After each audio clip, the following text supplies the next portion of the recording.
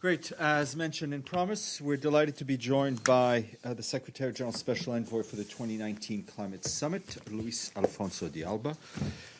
Luis Alfonso, welcome again, and we are all ears. Thank you very much, Stefan. Well, it is a pleasure to be with you again. As promised, we will update you regularly, and today, being less than a month away from the summit, I think there are a number of issues that may be of interest to you, on which I want to report. First, let me highlight the very active role that the Secretary General himself has continued to play to raise awareness and to call for leaders, not only governmental but also non-governmental, to come to New York for the summit on the 23rd of September with concrete proposals, with a higher level of ambition and willing to demonstrate the political will and the feasibility of a number of actions that need to be taken to deal with climate change. In the process of preparation of the summit, I can tell you that we have come quite close, working through the coalitions to identify the initiatives that will showcase the possibilities for different actors to engage and increase ambition.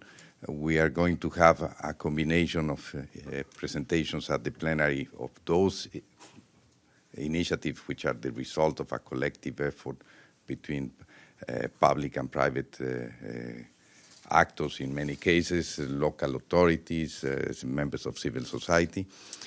And we will also have a presentation of national plans, governments which are ready to enhance their NDCs, or at least ready to initiate a process with the aim of enhancing the NDCs before the COP26, which is the time on which all member states, according to the Paris Agreement, has committed to review their NDCs. That process of fine-tuning the initiatives and making a selection of the national plans which are the most ambitious is almost finished. I will be briefing member states at the beginning of next week, and hopefully a few days after that we could have already a full run of show, if I may use that expression, with a list of speakers. It is, I think, quite important to highlight that the initiatives that we are working on will obviously be very much strengthened as we move into the summit, and even and especially beyond the summit, because other governments, other actors may be able to join those initiatives. The intention is to showcase that if we scale up some of those initiatives, they may be a solution, not only in terms of the benefits of those initiatives, but also in terms of reducing the cost and the accessibility. At the same time, we continue to work on the not only the reduction of emissions, but also the effort that needs to be done on adaptation to respond to member states to the effects of climate change. We are quite satisfied with the developments, especially when it comes to the replenishment of the Green Climate Fund. As you know, yesterday only 2 additional countries have reported their commitment to that replenishment. It was the case yesterday of the UK and Canada, and before it has been the case of Germany and Norway. We are also working on the financial package as a whole, and the commitment to transfer $100 million from developed countries to developing countries, mainly to address adaptation, or at least minimum of half of the resources to be devoted only to adaptation. On the other side, I think it is also important to highlight that there are a number of countries who have been reaching to us because they are committed to present new plans. but they may not be ready to do that on the 23rd. So there is a process that has initiated already with the support of the UNDP and the UNFCCC to assist those countries. So we will have a program of a specific that will give a specific attention to all those countries which are willing to enhance their NDCs but do not have the capacity or haven't been able to do it so far. And that's, I think it is a very important signal of the summit, because in that sense, we will not only take stock of where we are and ask for an increase in ambition, but we will showcase how to do it. We will facilitate not only the identification of actions, but we will also facilitate, support the efforts of national governments. Let me just end in terms of participation. We have a huge demand, a great level of interest in the event. As you know, we have offered 100 tickets for the youth, what we call the green ticket participation that has been financed.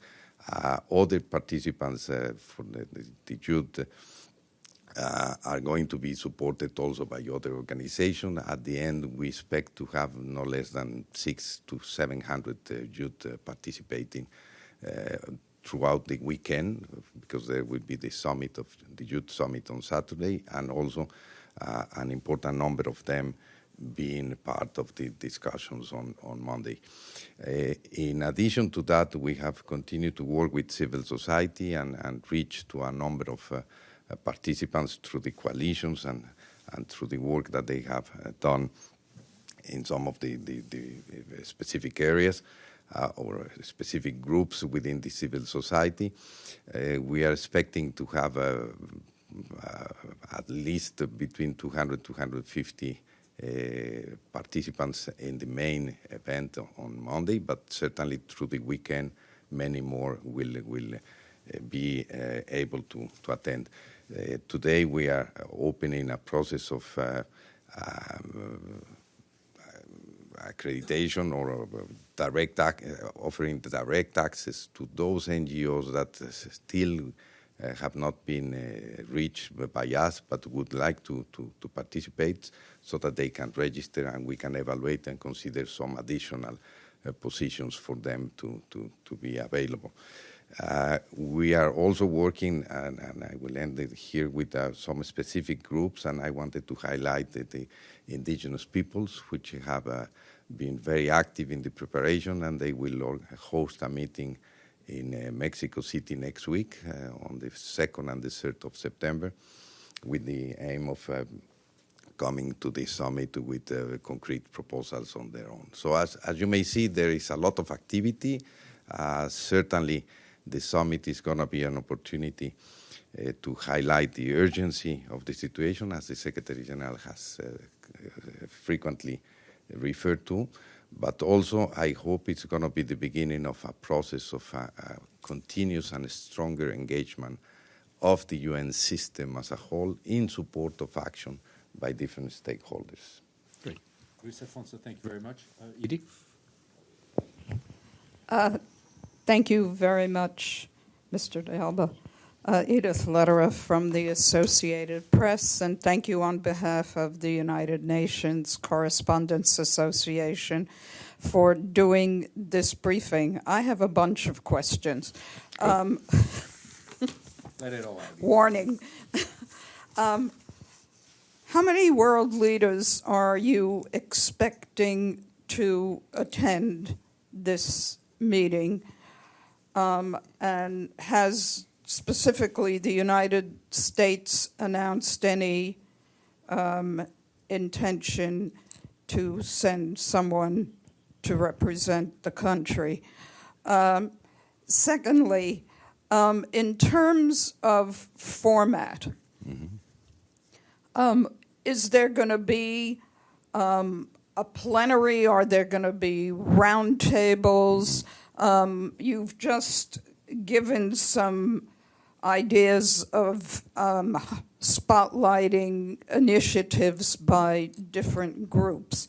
How is that all going to play out? And Thirdly, the Secretary General made a big point at the G7 meeting that the Paris Agreement really wasn't enough to tackle climate change and that the world really needs to go far beyond. What's going to happen at this Climate Action Summit to take that forward?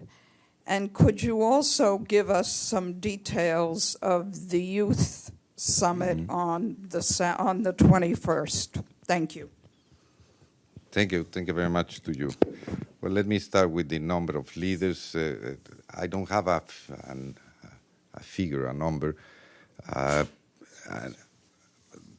precise one, but normally the expectation is that around 100 leaders would attend meetings along the week. It is a high-level week, and remember that we are organizing, in addition to the General Assembly debate, 5 summits. On Monday we have 2 summits, the one on universal health and the one on climate. On Tuesday we will initiate the summit on review of the SDGs that will continue on Wednesday. On Thursday there is another meeting at the summit level on financing for development, and we'll end up with the week with the Samoa pathway also being dealt at the level of leaders. So it's around 100. We still don't have confirmation of all of them. The question on the United States, I don't have any specific information, but I have been told that the U.S. will certainly participate at the summit. I cannot tell you what the level would be because it has not been shared with me, but the State Department has confirmed their support for the process and their participation. On the format that we envisage is for a single event that will develop at the plenary of the General Assembly, on which we will have a combination of presentations from the, let's call it the collective initiative or initiative being promoted by different governments, civil society, businessmen, and the national plans that would be presented. We will have one initiative followed by 3-4 national plans introduced. And the meeting is going to be organized within a traditional schedule from 10 to 1 and 3 to 6, probably a little longer than 6 if necessary, trying to accommodate as many as possible, short statements, because we are not looking for a statement. We are looking for the introduction of plans. Remember, that was the invitation that the Secretary General sent to all member states. Presentations at the plenary will include not only governments, but will include whoever is behind any initiative. That means private sector, civil society, whoever is behind an initiative, they will go to the podium to introduce the initiative. This is not a negotiating process, or we will not have a negotiating process. The end result, the outcome of the event would be a report that the Secretary General will elaborate with the aim of presenting it to the COP in Santiago in December. A report that will not only take note of the initiatives and the plans, but most importantly will focus on the implementation of those initiatives and the support that the system may provide for those initiatives to become operational or implemented immediately. On the comments on the Paris Agreement, the Secretary General has been very clear, saying that what has been offered or has been committed in Paris is not enough. But it does not mean that the Paris Agreement is not enough. It means that the level of ambition of member states needs to be raised. Because if you take all the commitments that have been presented in Paris, we are still quite below compared to what is needed to keep the temperature below 1.5. Some estimates are in around 1/3 of what is needed.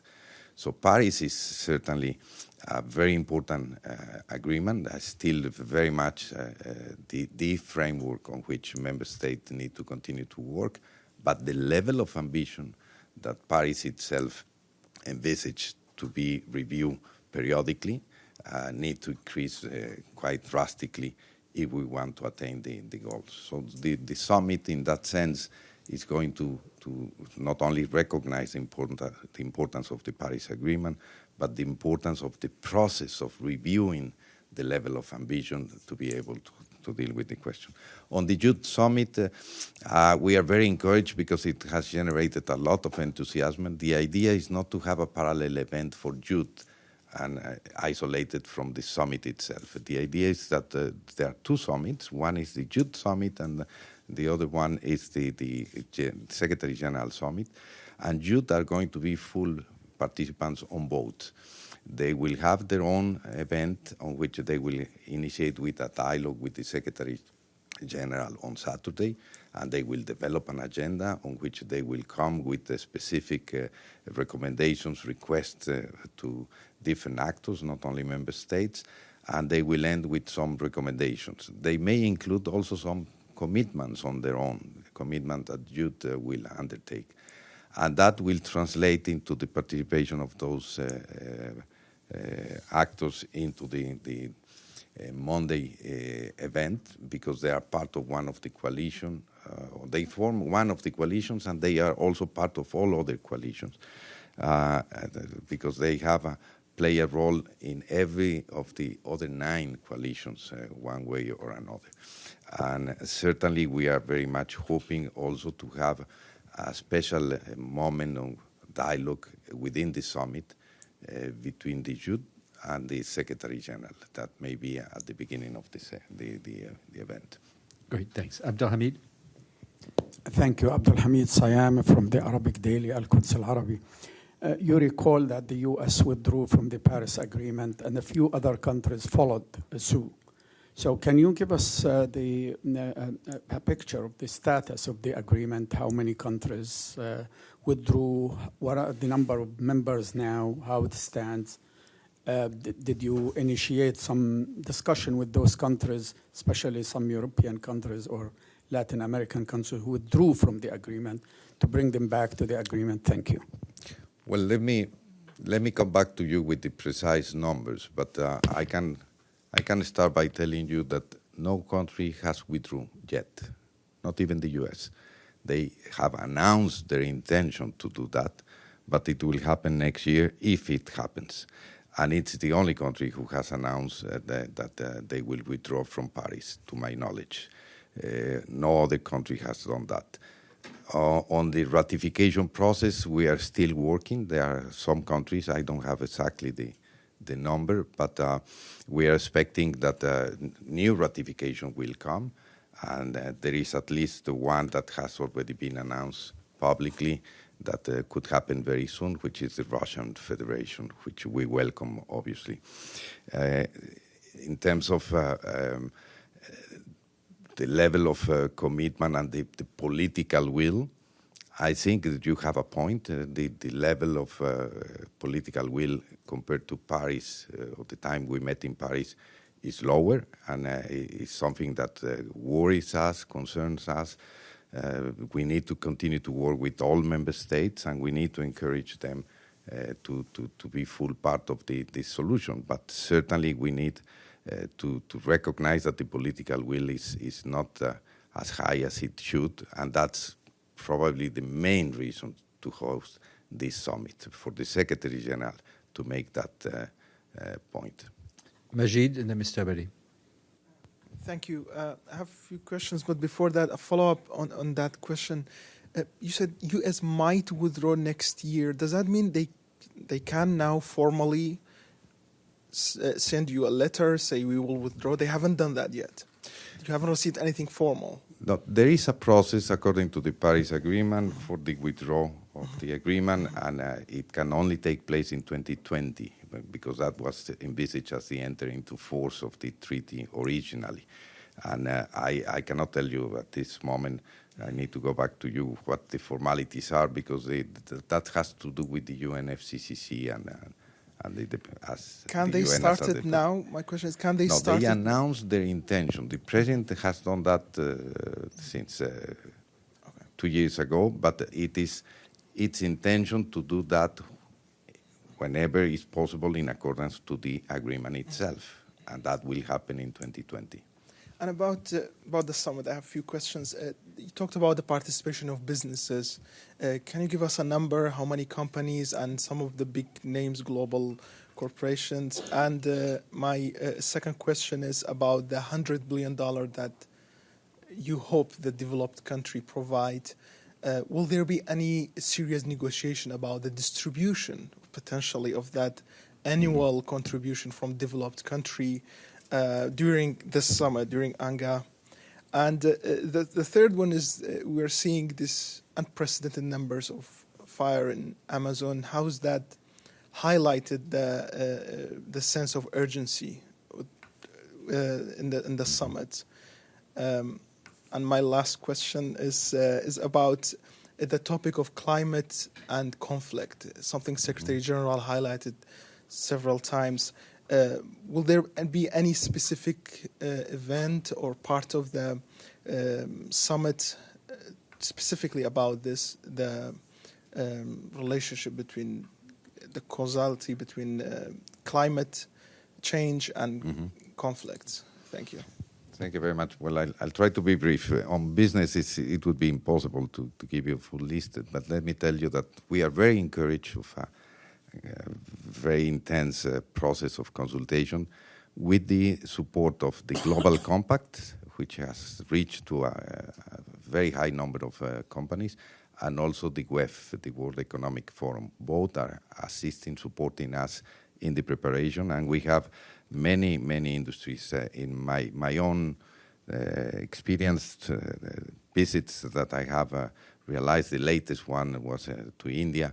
There was a meeting with a huge number of companies from the biggest Tata, Mahindra, and others, the cement industry, etc. It happened the same in Brazil. It happened the same in other places. So the industry is getting very much involved. I would highlight particularly the work that is being done in shipping, the transportation, maritime transportation. We are hoping that some major steps will be taken. As the cement industry is also doing a lot. There is a campaign that the Global Compact has launched on the 1.5 degree. I don't have the exact figure by now, but it should be around 40 companies, big companies, who have already adhered. That's public information. It should be available at the webpage of the Global Compact, and it's quite encouraging. In terms of the number of participants, once again, it's a number that I cannot give you right now, but I can tell you that we have identified in each of the areas we are working the industries that are involved, and they will all be invited to be part of the summit. Some of them may be attending the meeting, and some others may be participating, being part of the groups that will present initiatives. But the number is very difficult for me to give it to you right now. On the 100 billion, this is a commitment that comes from the time of the COP in Copenhagen. The first time was referred to, and it was formally accepted in the COP in Cancun. It is an aim to mobilize $100 billion by year from 2020 ongoing, and eventually increase the amount. There are different reports that give us different figures on how close we are to attain that goal, but that's one of the elements that the Secretary General will address at the summit himself, with the assistance of the members of the Coalition on Finance, which include France, Qatar, and Jamaica, are making an assessment of where we stand on that commitment. Some of that money will go through the Green Climate Fund that I mentioned before, through the pledges. Some others may go through other organizations and other, including also some bilateral channels, but it would be extremely difficult to give you track. I can refer to you to one of the reports which has been produced about this flow, which is the one done by the OCDE, but it is only one of the reports. UNFCCC has also information, even though it's a little older. On the fires, obviously, fires and any natural disaster are very frequently related to climate change, not always, but in most cases. And as you know, in the preparation of the summit, one of the tracks that we have, or the coalitions that we have developed is on nature-based solutions, precisely because we recognize the interlinkages between climate change and nature, whether it is on forests, oceans, or land use. And as such, it plays a great role. We are obviously encouraging all member states to pay greater attention to nature, because nature can help in the solution of climate change, but also nature needs to be protected from climate change. We are doing a lot of damage. So there is a relationship there. And in the case of the recent fires, whether it was in the case of the fires in California or more recently the fires in the Amazon, the UN is ready to provide any support, any assistance that may be required in the context of our own capacities. Just last point on climate and conflict. This is an important topic for us, and it's a topic that has been identified by a number of countries. There is specifically a group of Friends of Climate and Security, which is organizing one of the events during the weekend. I don't remember exactly now whether it is on Saturday or Sunday, but one of the events is going to be on climate and security and the linkages, with a understanding of a concept of security in a wider context. It's not only the traditional security concept in terms of military or violence. It's also the question of migration and the question of land degradation, which affect the security, the rising of the level of the sea, etc., which would be part of that discussion. Security in a multidimensional way is what they are talking about. Mr. Abadi, and then we'll go back, and then we'll come back front. Thank you. Thank you very much for this briefing. My name is Abadi from Le Dossier Paper. Heads of states and other high officials will come to the summit and present their national views and their national plans, and the Secretary General will elaborate a report on that basis for another meeting still to come. This presumably are long-term projects.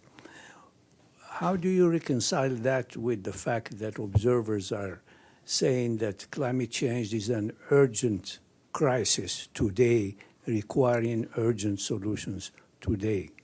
Mm-hmm. I welcome very much your question, because the report of the Secretary General is not going to be looking at the longer term. The report, as I explained before, will focus on the actions that have already been taken from September, which is the summit here in New York, to December, which is the COP in Santiago. And in a couple of months, we will identify the means, whether it is resources, technology, whether it's a situation that the UN itself can help with, or whether we will invite other organizations, whether it is regional organizations or financial institutions. The Secretary General wants to focus on the implementation. He did not ask countries to come with a plan, a long-term plan for the next 20, 50 years. The plan needs to have 2020, 2030, and 2050 in its vision, if you want. But the actions what we are looking are for immediate implementation, the day after the summit. But I would highlight that the most of what needs to be achieved will not be achieved before the end of this year, obviously. But the next stage, if you want, or the focus is going to be before the COP in Europe in 2020. Because according to the Paris Agreement, that's the time frame that the member states have to review their NDCs, meaning to review their level of ambition. So the summit is an urgent effort to raise awareness, to implement immediately some of the actions, and to set up a plan that I will say will focus 90% on what needs to be done in 2020. But national plans are long-term plans. They have to go through their legislator for approval, and it might take years. Yes, but if you look into the number of NDCs that have been already elaborated and presented, you will see that there is a lot that still need to be improved. There are sectors that need to be included. There are levels of government that need to be included. So we need to make sure that those plans are complete, and those plans have actions for 2020. They have actions that need to be developed between 2020 and 2030. And that's the time frame that the IPCC has give us all to attain the objective of maintaining the temperature below 1.5. So there are a number of actions that will take time. Let me give you another example, which is probably closer to the Secretary General concerns, which is the end of the use of coal. It will not happen from one day to another, but the Secretary General has asked member states to start considering, or to consider already, not to finance any new coal power plant after 2020. That's an immediate decision that can be taken. It has asked member states also to look into the reduction of subsidies to fossil fuels. That can happen immediately after the summit. He has asked also to be very much aware that taxes are imposed on carbon and not on people, not affecting people. That can also be reviewed immediately after. So there are a number of actions that will take time. There is a transition, but they need to start immediately. That's the sense of urgency. Yep. Thank you for this briefing. My name is Mauricio Guerrero from Proceso Magazine in Mexico. Mm-hmm. How many countries do you expect will present concrete renewed commitments during the summit and during the following days? And is there an example that you can give us of a country that has already presented a positive commitment that matches the level of ambition that you were talking about? Thank you. Well, in terms of our expectation would be to have all member states of the UN presenting enhanced NDCs, even those that have not presented previously. But that's an expectation that is rather, I would say, not an expectation. It's the wish, it's the aim of our work is to get everybody in. But to give you an exact number at this stage of how many would be able to do it before September, how many would be able to commit to do it in September, and how many will finally do it before next year, is literally impossible. That's exactly the work that we need to do.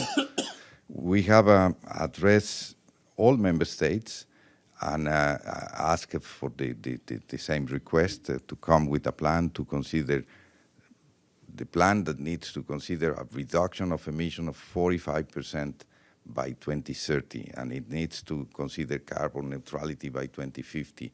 And they need, the plan needs also to be formalized before the COP next year in Europe. I can tell you that some countries have already started to reply, and in that sense.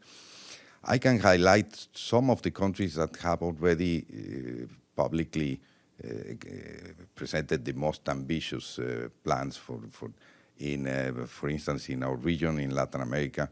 Certainly Costa Rica has been the first one with a decarbonization plan, and more recently Chile also came with a very ambitious plan also to abandon coal. In Europe, if I'm not wrong, there are many countries which are aligning. 24 of the 28 members of the European Union committed to carbon neutrality by 2050, but some are committing to abandon carbon even before. If I'm not wrong, Finland has a target of attaining that objective by 2030. There are other countries in other regions, but it would be difficult for me to go one by one. But that's exactly what I hope will happen at the summit, that we will have a demonstration of political will, that we will be able to see which are the countries which are leading, which are the countries which are ready to do it on their own, what are the ones that may need assistance, support in order to do it. ARD? Go ahead. Are you okay to take a couple more questions? Yes. How could you elaborate a little bit on the response from Asian countries, especially China, because we all know that without them it's not going to work. So do you receive any encouraging news from there, or is it all as it used to be? Well, the case of China, we have been very much in close contact. I will highlight the commitment of China to enhance their NDC. It has been made public in a statement that China signed together with the president, with the government of France and the Secretary General at the G20 meeting in Osaka. There is a commitment on the Chinese side. We have obviously taken note of a number of developments in China which are very encouraging in terms of the use of renewables, in terms of cleaning the air pollution. And we have also insisted, the Secretary General personally has sent that message, that we want also China to pay attention to the Green and the Belt Initiative and to Green the Belt and the Road Initiative, that we would like to see that the Chinese cooperation do not finance coal plants and offer other possibilities. So we have engaged quite closely with them, and I could say that we are quite positively encouraged, if I use the word. The contribution, the collaboration with India is also quite important, being one of the major emitters. And Prime Minister Modi met only a few days ago with Secretary General in Biarritz and recommitted to continue to lead on climate and particularly dealing with solar energy, which they have a huge, a very important initiative, just to mention one example. Evelyn and Melissa. And then Thank you. Evelyn Leopold. I expect the Amazon, the fires in the Amazon will be a topic, or somebody will bring it up. Is there any progress that you foresee with Brazil's stand, which sort of denies that it should do anything? And secondly, on coal in Europe, Poland, one of the skeptics, is very addicted to coal, the burning coal. Is there any progress made with Poland? Well, let me repeat that in the case of the Amazon, as in other cases of natural disaster, the UN will do whatever we can to facilitate international cooperation and to address the problem. And we have been engaging with the government of Brazil and the other governments involved into this catastrophe, like Bolivia and Paraguay and others. And certainly we welcome the contribution of the offer to contribute with some resources from the G7. If I'm not mistaken, they committed to $20 million. I saw also a note of other contributions or donations. I think it is quite important that the UN support these efforts and we address any natural disaster as soon as we can, because as I mentioned before, any damage to the environment, to the nature in general will have a negative impact in terms of climate change. The capacity to absorb carbon will certainly reduce, and that's very bad news for us. On the question of coal and particularly Poland, well, we just had a meeting last year in Katowice, in which we witnessed a transition that is taking place. The dependence on coal has diminished, but it still needs to continue. And precisely we are talking about an initiative that is identified as just transition, as an initiative that will be addressing not only the need to abandon coal, but the transition for those workers and communities involved into that, because we also need to take care of that situation. In some cases, it may be quite complex to make this transition, to find the appropriate jobs and to provide the skills that are needed for the new jobs for these people, and we need to pay attention. There is a process, but I feel encouraged because, as I mentioned before, 24 of the 28 members of the European Union have already committed to do that, and my own expectation is that the other 4 that are not yet ready will be ready in the coming months. Melissa? Melissa Kent, Canadian Broadcasting Corporation. Thanks very much for coming to speak with us today. I just want to ask, the Youth Summit, could you give us an idea of some of the topics that will be discussed at the Youth Summit? And you spoke of commitments, that you're expecting teenagers to make commitments as well, and I'm wondering what kind of commitments they can make. And also, well, since you brought it up, the G7 aid package, it's in the news right now, and we're hearing that the president of Brazil is not going to accept it. He's qualified it as interference. We're also hearing that he's demanding an apology from the French president before accepting the aid. This is being widely reported, so I'm wondering if I could get your reaction to that. Well, let me start with the youth. I can go back to you with a full program. I don't have it at hand, but it is evolving, and certainly the youth want to deal with all the topics of the summit.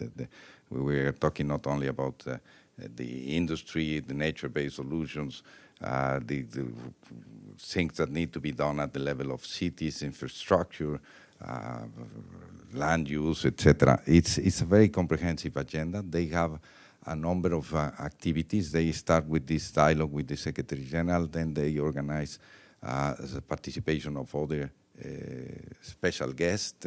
They will have certainly interaction with the member state. They will have interaction with parliamentarians, with civil society. It's a very complete program that goes along the whole day, morning and afternoon. But I can go back to you with the program. In terms of their own commitments, they have been talking about making their own contribution. And we are talking about a group of people which is in the majority is between 18 and I think 28 years old. So they are consumers, they are voters, they are professionals, young entrepreneurs, and in many cases, so their own contribution, their own commitments could be quite significant. There is certainly a recognition of the powerful force of the youth, and Greta has been a symbol of that mobilization. We have been able to witness how big her influence has been in the last few months. She's going to be part of that process. She's attending the summit, but many other young leaders, younger than the ones that I mentioned, the 18 to 20, because Greta, I think, is 16 or something. But they are all able to contribute something. And on the package itself, I welcome the willingness to support the efforts. And as I mentioned, there are several countries involved into this process. And I think the key is for us to work with the government of Brazil and other governments involved into this, and to make sure that the assistance follows the principles that the United Nations has embraced in this field. This is not the first time we contribute to the solution of a natural disaster, and it has always been done in an apolitical way, and it needs to be concentrated on the capacities of the governments affected themselves and the strategies that those directly affected will be defining. It's not more than that. We will continue to work according to these humanitarian principles. Right, Edie, and then the last question will be all the way in the back. A couple of follow-ups. On the Youth Summit, are there going to be youth representatives from every country in the world? And secondly, you mentioned Greta Thunberg. I assume she will be speaking, like perhaps at this dialogue that you mentioned with the Secretary General. Will she also be speaking at the event on Monday? And I think you mentioned Sunday. What's happening on Sunday that's climate related? Let me start with the last part of your question, because I should have go back to the original. The summit is 3 days. The summit is Saturday, Sunday, and Monday. Saturday and Sunday, we consider that those are the events that will develop there. We can call it pre-summit events, on which the summit of the youth is included, but there are also a number of events, meetings organized by each of the coalitions. Each of the coalitions will be given an opportunity to present their work and the initiative they have identified, regardless of whether those initiatives may have been already selected to be presented on Monday, or they may be work in progress. But it is going to be important to do that. That work will continue on Sunday, Saturday, mainly the afternoon, and Sunday. And by the end of the morning meetings, probably around 2, 3 o'clock in the afternoon of Sunday, all the coalitions will report to the Secretary General on their work during the last year and their expectations for the session on Monday. So this is a program for the weekend. On Greta, she's going to be participating both in the meetings on the weekend, because she will be part of the Youth Summit, and she will also be part of the summit on Monday as a guest, as many other youth people.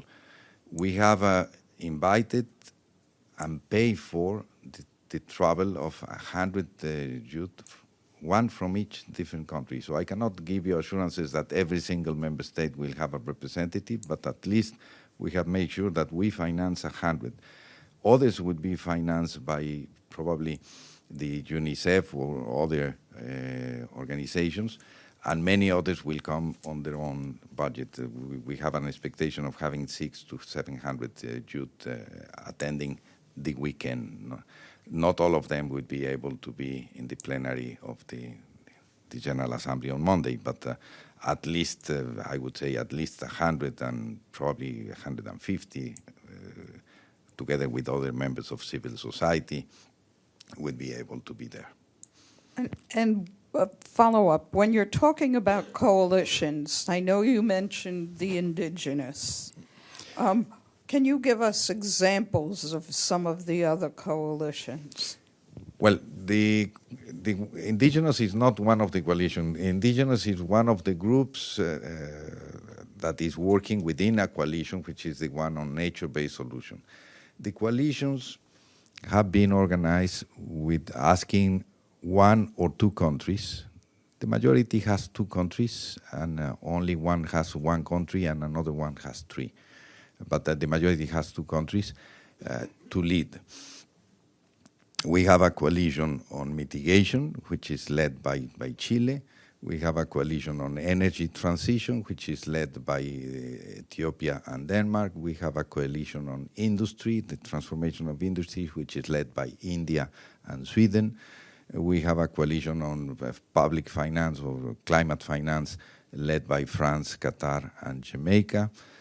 We have another coalition, the one on nature-based solutions, which is led by China and New Zealand.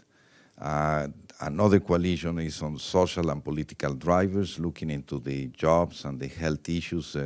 That coalition is led by Spain and Peru. And the last coalition is the Youth Coalition, on which we have asked 2 governments, the government of Ireland and the government of the Marshall Islands, to lead. Each of the coalition is being supported by one or more institutions, like the WEF, like the UNDP, like the UNEP, and each of the coalition has invited other governments and other members of civil society and business, and they have been meeting all year long, identifying the most ambitious proposals. To give you an idea, we had a meeting in Abu Dhabi at the end of June, on which coalitions came with a interim report on their activities. One of the coalitions, just to give you the example, the Coalition on Nature-Based Solution came with 160 initiatives at that time. And we have asked them to reduce that drastically. Some of the initiatives may be bundled together, and some others may be interesting, but not necessarily transformative, ambitious enough.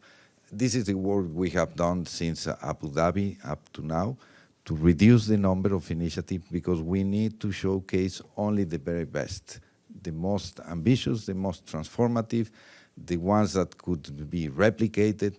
We cannot have a long list of initiatives, because then we lose the attention of the leaders. We want to showcase, for instance, that investing on renewables, investing on coal and wind today is a good business.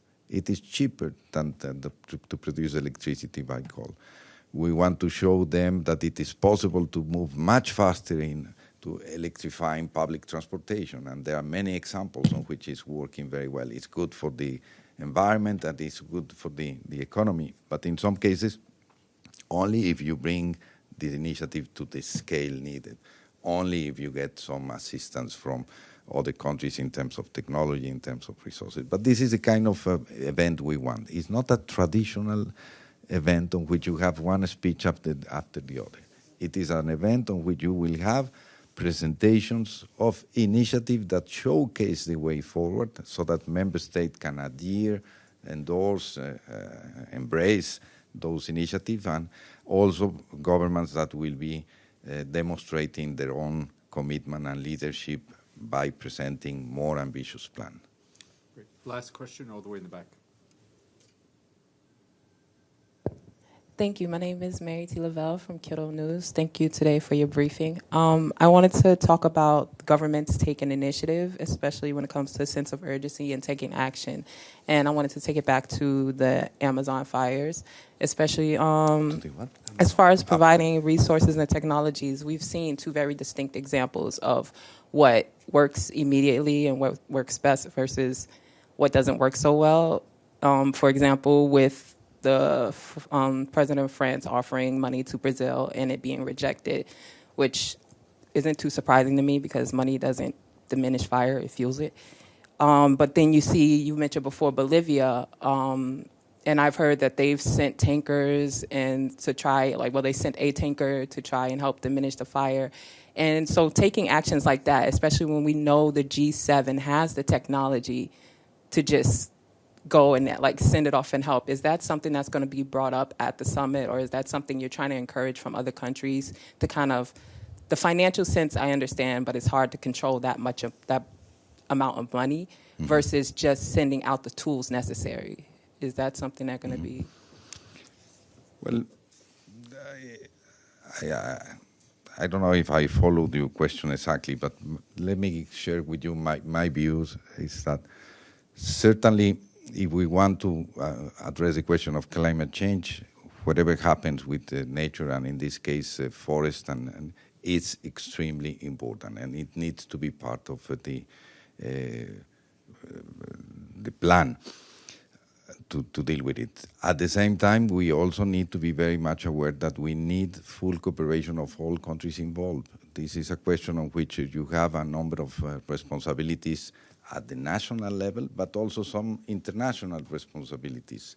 All governments have accepted that principle, and it is for the UN to promote cooperation within that framework, a framework that encourages and recognizes responsibilities of member states at both levels. The national one, because they have a sovereignty and jurisdiction, but also their international commitments. And we need to facilitate that process. To link climate change and the assistance that can be provided in any natural disaster, I think could be very difficult and eventually not necessarily very productive, because you have a long history of cooperation through the United Nations in providing assistance. As I mentioned before, it has been done on the basis of a set of principles that respect the responsibilities of all parties, etc. And in many cases, it has a direct link with the climate change and the effects. But I think for the time being, it is much better to be dealt separately. It's basically OSHA. OCHA it used to be called Office of the High For Natural Disasters. Oh, there is a sorry. Too many acronyms. Yeah, don't worry. Yeah, okay. The point I wanted to make is that the UN has different ways and different tools to act. Coordination between those tools is fundamental, but duplication, I don't think it would be the appropriate. I think the aim of the summit is to increase the level of ambition. And to increase the level of ambition, we certainly need to pay more attention to nature, and we need to fight the deforestation and land degradation and obviously fires as a general policy. But getting into this specific situation, I think would be more appropriate through the humanitarian channels. Thank you very much. I'm sure we'll see you one more time at least before the briefing, but thank you. It would be a pleasure. Thank you for coming. Thank you very much, Stefan.